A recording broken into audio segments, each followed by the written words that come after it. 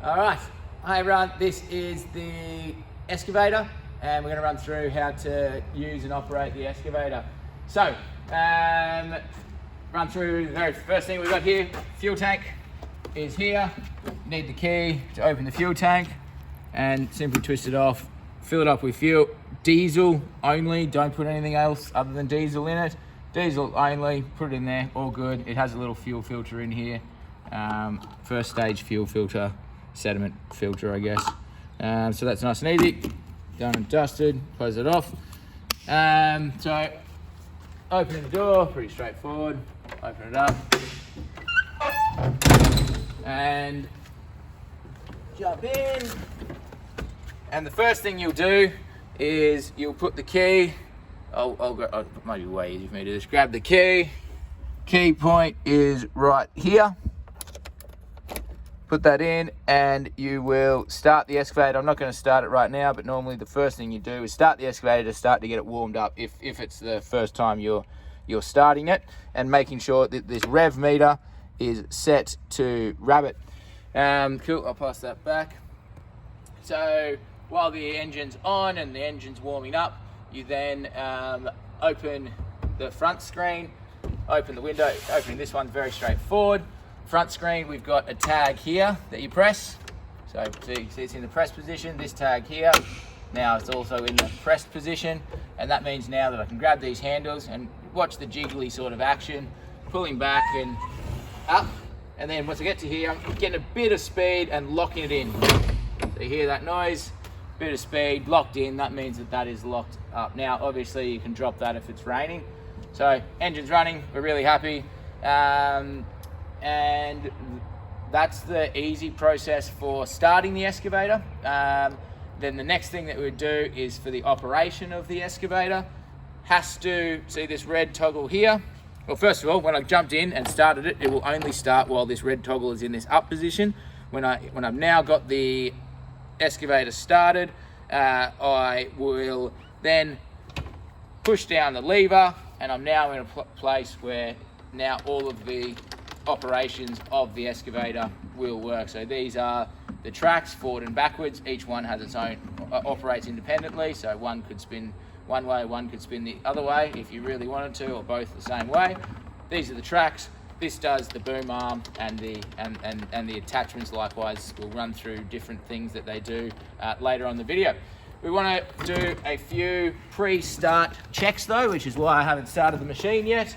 Now to do the pre-start checks, we're going to open up these different areas and do a visual inspection. If you can see anything that doesn't look very good, that's a pretty obvious one. A few checks you've got the oil here, so dipstick, so making sure you're pulling it out. You've got the range here indicated. There's a safe range right here. I don't have anything to clean it off with. Maybe I can clean on my boot. Yeah, okay, so you can see the safe range now in between that line and that line. There's two lines. If the oil is in between that line, you know you've got enough oil in it. We can see that we're perfect here. Normally you get a rag, wipe that off, and we would be then put the dipstick back in and then pull it out again, and we get a very clear indicator. Not going to do that, but that would be the process for checking the oil. So that's really good. If you need to put more oil into the machine, that is where it goes. Open that up, pour the oil into there, which is fine. We have got just an oil filter there. This one is pretty important. This is the fuel filter. So we can see here that it is all super clear. There's nothing nasty in there. It almost looks like there's no liquid in there at the moment. That's because the diesel in there is so clean that's why it's looking like that. If you see anything other than nice clear looking liquid in there, it means you've got a problem and you need to get it checked out. Air filter is pretty important too. This can be quite a bad thing for excavators. They're often operating in really dusty conditions, and if the air filter gets clogged, then it really stuffs up the machine. It's just simple to take off the clips. You check out, clips off, and this is the air filter in here. You can pull it out You can see it's got a secondary air filter in there that's looking very clean, which is what you want.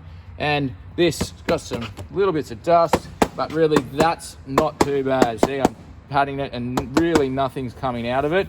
It's a little bit dusty, but it's always going to be a touch dusty, but that is a good looking air filter, and internally you can see it's actually really quite clean internally. So that's a normal use. That's still got plenty of life in it.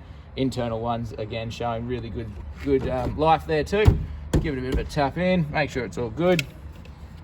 Put the filter cover back on, clip back over and down, and that is locked in position. So air filter is really important. These are the basic checks for us to do. We've got our oil filter here as well, which is great. You don't really need to do any checks there. It's just important to know what is what and where it is. Now, next one is super important. This is our hydraulic fluid. So you've actually got to tell straight through there, so you can tell the hydraulic fluid without even having to open up this section. It might be hard to see on the camera, but very easy with the eye. You can open up and you can see a round circle in there with an indicator. So open that up. This one, wipe that off. So as long as the hydraulic fluid is within that circle, it's all good. Really, above halfway, it's probably going to waste hydraulic fluid. It's probably going to spurt some out in some area, but it's usually really halfway to where it is now is the absolute premium. As long as it's in that circle though, you're looking good with your hydraulic fluid. We also keep some oil here, so some grease, some machine grease, and we're going to run through the process of greasing the machine in a second. But other things are basic car and battery, just like a car battery. This is the radiator. Again, another important part, as important as the air filter we discussed. You don't want to get a huge amount of dust and issues with your radiator. Be careful with that. That can cause a huge problem. This box here is the hydraulic pump. So this keeps the excavator moving, and to fill up the hydraulic oil is this cap here. That is where the hydraulic oil goes. This is where the coolant goes. This is the radiator, if you're very much just like a car radiator, and we'd put the appropriate coolant into there. And the coolant levels are over here. Yeah, so this is another important checker. So you can see, it might be hard to see on the video, we've got the word full here, and we've got the word, I don't know, low or empty. I think it says low. And we've got two lines here. And as long as we need to keep the coolant in between those two levels, currently, you can give it a tap. I can see that it's right there. So it is right perfectly within that range. And really, if you're getting low, low is good, is bad. You really want it kind of halfway to full is optimal. And the closer you get to low, the more worried you would be. You'd start to really want to do something about it. So just you can briefly do all of these startup checks really quickly. You'd want to do it if you've got a long day. Just do it really quickly. You could do them all in 2 minutes, and it can save you a lot of heartache if you're going to use the machine for a long time, or you did use it for a long time yesterday. If you only use it for 2 hours yesterday, you know it was running fine, you could use it for another 2 hours the next day without doing any checks, but never go more than 2 days without doing a quick check on what's going on. So that would be our startup procedures, as well as a visual inspection of all of the hoses, of what's going on here. I can see a little bit of dirt. I thought it was damaged, just dirt. So just doing a visual inspection of all the other hoses to see if there's any sort of cracks or leaks happening. You'll notice a lot of grease. That's what a machine does. That's just how it is.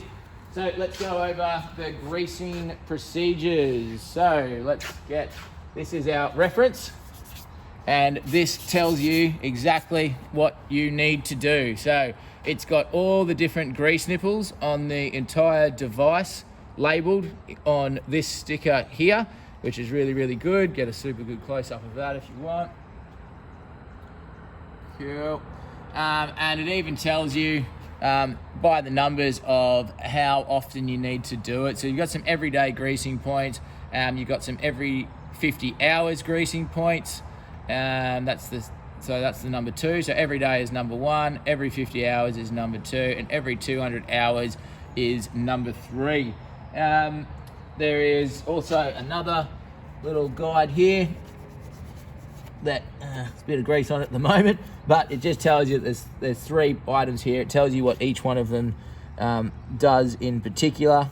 We'd get some degreaser and clean that up. So there's also the 3 points. They are labelled on that first sticker as well, but it's just a more detailed one just down there, what it tells you to do. Now, where it says everyday greasing points, the rule with grease is you need to have enough in there. It sounds funny, but it's a bit of a rule that all machine operators go with. If you've got enough grease in the joint, you can visually see it, and you'll know when you first go to fill up your first joint, you know when to stop putting grease in, because you'll see some grease squirting out anywhere in the joint. So as long as you can see a touch of grease squirting out from the joint, that means it has enough grease in it. So if you only use the machine for an hour one day, you wouldn't use up very much grease, and you wouldn't have to re-grease that point the next day. You'd know, you can see that there's enough grease in that point. So, and when it says every day, this is usually for machines that are in operation for a minimum of 8 hours a day. Our machine doesn't do that. Sometimes it does, and that's where you do the greasing points every day. But another way of thinking, that's usually about 8 hours. Every 8 hours you need to do it. Every day can translate to 8 hours. So how do you grease joints? Grab out a greasing gun, and as part of our handy dandy equipment, we do actually also have a battery operated greasing gun, which will make your life really, really good, because you do not have to pump away with the manual system. So you'll see on a greasing point, you come across to a greasing point, and that's what they look like.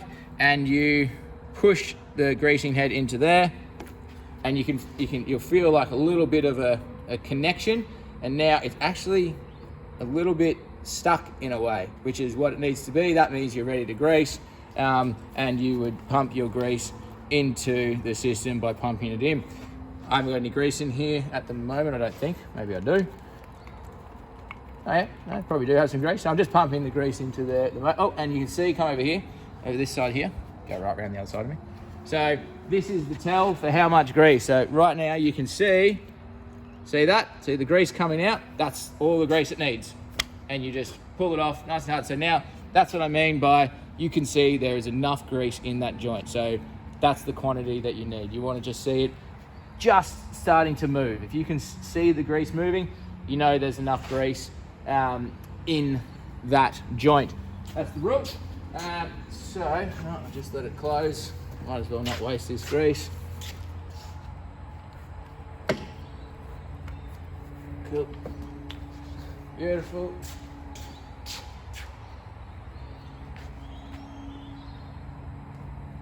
The grease gun back. And that's nice and tidy.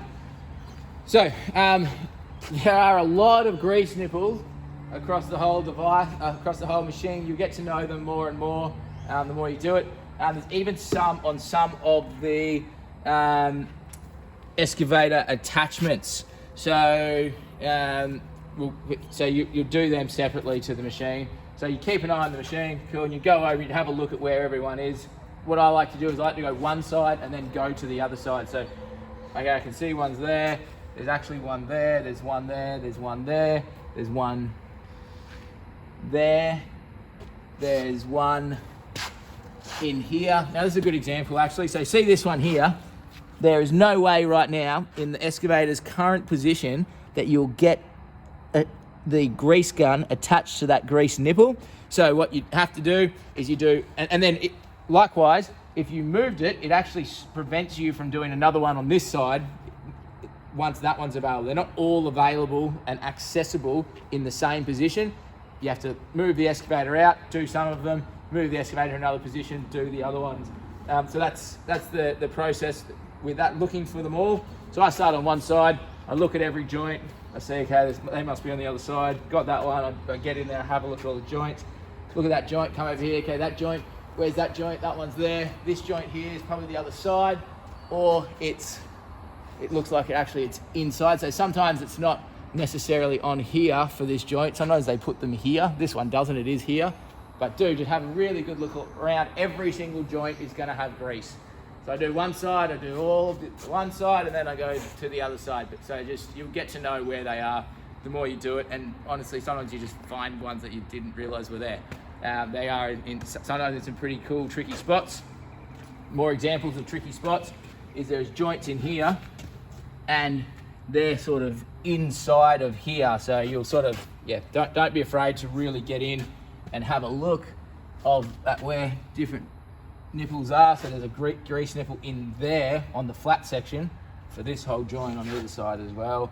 So yeah, lots of stuff. So that's the greasing procedure.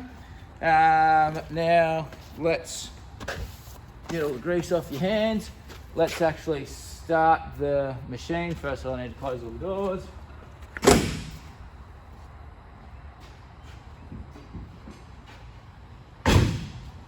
All right, so this one you have to come pretty close to film. So same stage again, boom, I've got my revs up to the rabbit. I turn it on, I wait until my initial lights go to, it'll all flash up at the start, and then a few of the lights will disappear. Now I'm ready to start. Now to use the machine, I push down here, and that works really well. Give me the phone for a second. So you'll also notice, you'll hear the machine was revving. I'll do that again. So hear the machine revving, and then listen to it. It automatically goes in to an idle position. That's because this button's here is pressed, and we want it to do that. So whenever we're not using it, it will go into its idle position. So if I turn that off, it'll always stay in the revs zone of the high revs, and I have to manually turn it down. But in auto idle, it will by itself go into an idle revs mode. So that's really good to do. Hold this again. So now we talked before, you're in a dangerous position, but that's now you're safe. Beautiful. So what we'll do is I won't use the tracks first, so you can come closer and be nice and safe. So first one is we're going to work with the boom, and we're going to look at what these different handles do. So I might rotate into a better spot first, and then I'll explain it. Always looking around for safety.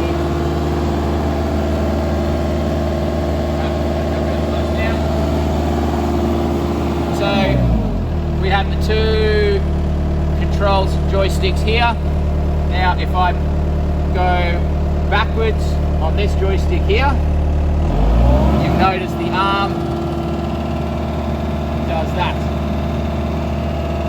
Now if I go forwards, it's just the exact opposite. So that's what this joystick does here. Now it has two other ways that it can move. It can move left, it can move right. I might actually just keep it in low revs for the video. So I'm going to keep it in low revs the whole time. So if I go right, this will rotate the entire excavator. So just slowly going right. Oh no, wait, sorry. It'll push the attachment out. And if I go left, it'll pull the attachment back in. So it's just moving, just the attachment only, nothing else on the machine is moving. Left and right here. We'll go back again in terms of, it's just up and down is forward and backwards on the joystick. So forward, backwards on the joystick. Now, this one here is left and right will rotate the cab. So I'll go left first, just very slowly, we're not going to do much of it. Left rotates to the left, right rotates to the right. Nice and easy. Now, let's go, what does forward do? So if I push this forward, it brings the arm I pull backwards, going this way, brings the arm back in. Okay, so left, right, out, in. Quite easy. There is one more control device for us, and that is the blade. I'll show you where the blade control is. So the blade control is this joystick here with the green button on top of it, and if I push it down, the blade will go down. If I push it up, the blade will go up. We'll get a better shot of that. So blade down, blade up, being controlled by this lever here. And on the top of this lever is a green button. The green button will maximize the rev. So if you were wanting to just drive a bit faster, you press the green button, a little rabbit will come on the screen down here, and it very marginally allows you to go a little bit slower. It doesn't really do too much. It's an old machine, so that's all good. Cool. Now let's talk about the tracks. We have not done anything with the tracks. So we've got 2 tracks, and we have 2 control sticks for the tracks. So if I move them both forward, I will travel forward with the tracks. There we go. And if I pull them both backwards, I will move forward. I'll go backwards on the tracks. You can go opposite. I'm not going to. If I you can go one way, one the other way at the same time. And they operate independently. I'm not going to show that too much right now because we're on concrete. What it does do, whether you're on concrete or ground, if you operate them in an opposite direction independently, it will agitate the ground that you're on. So you be careful if you're doing that. You want to make sure that you're doing it for the right reasons. All right. So you can control these with your hands, or you can actually put your feet on these pedals, and the exact same thing happens. You can backwards and forwards with your feet. It takes a bit more coordination, a little bit more skill. Down here, this is just a footrest. This one here on this side, while the footrest cover is down, it's simply just a footrest. But this one here, the footrest cover can lift up, and we have a left and right pedal. So if I put pressure on the left, the boom arm will go independently to the left of the cabin. So the cabin remains where it is, but this boom arm rotates to the left. If I go back to the right, it will go to the right, independently of the cabin. So I'll put it back to center there. That's all the control devices in here. I'll just give a quick indication of sort of what collaboratively the 2 joysticks can do with your bucket.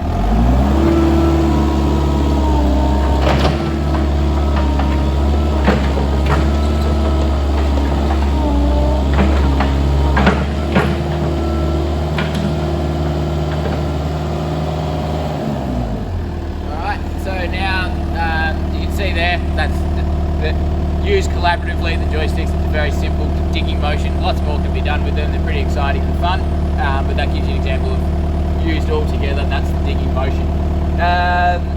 Now, turning the machine off, you'll notice I have pulled my lever up, so the controls are now inactive. Nothing is going to operate because my lever is up, and I simply just turn the key off.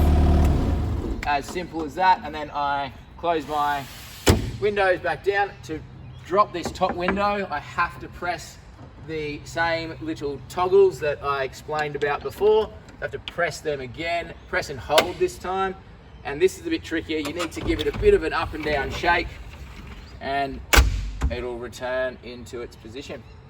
So that is the use of the excavator. That'll do for that video.